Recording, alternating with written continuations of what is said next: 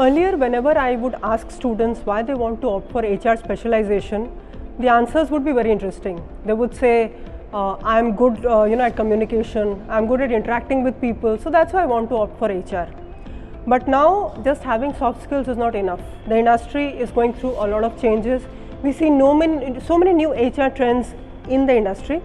The most important ones to note are the increased application of technology in the field of HR and the introduction of analytics in HR.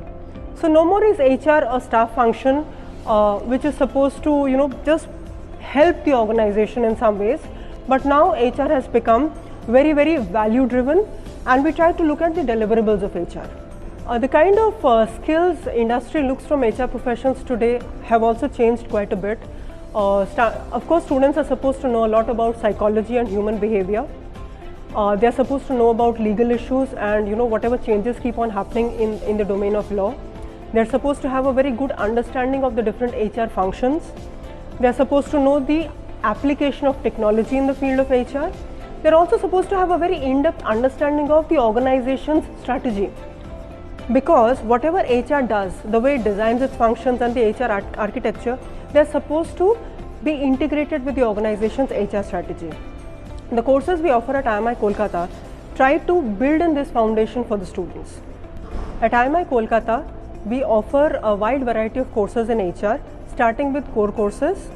We have organizational behavior and human resource management. Organizational behavior helps students understand the psychological aspects of human behavior, and we find the application of these in human resource management.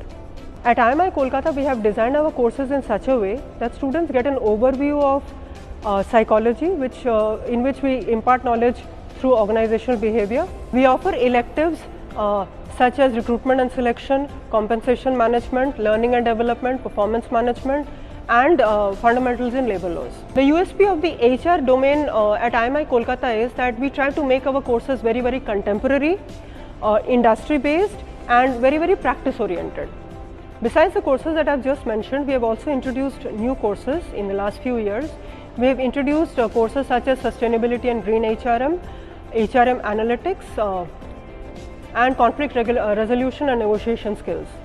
In the HRM Analytics course, we try to make sure that students get a very good understanding of why we are using analytics in solving HR problems, as well as they get a hands-on experience on using different kinds of softwares such as SPSS, Power BI, and Orange. In the Sustainability and Green HRM course, we try to explain to students why sustainability is important for organizations and how HR can contribute in implementing the green strategy of organizations. This is done not only through concept sharing in class, but also by taking students to manufacturing organizations to get them a understanding of how sustainability is implemented on ground and how HR is supporting it. In the course on labor laws, we try to bring in real life law related problems as they are happening around us, and the faculty discusses the legal implications of the problems organizations face. Recently, we have upgraded the course to have discussions on the labor codes, as well as we discuss current issues such as moonlighting. What are the legal implications of moonlighting? How the new labor codes are impacting gig workers, because we know gig economy is on the rise. In the recruitment and selection course, we not only give students an understanding of the end-to-end recruitment and selection process, but also help them develop their skills at interviewing candidates, using different methods of interviewing.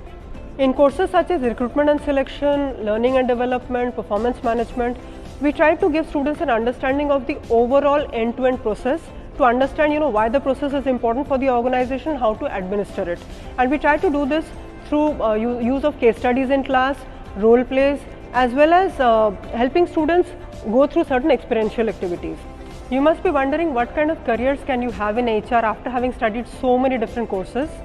Earlier, HR used to be a very generalist function, but now we find there is ultra specialization in HR.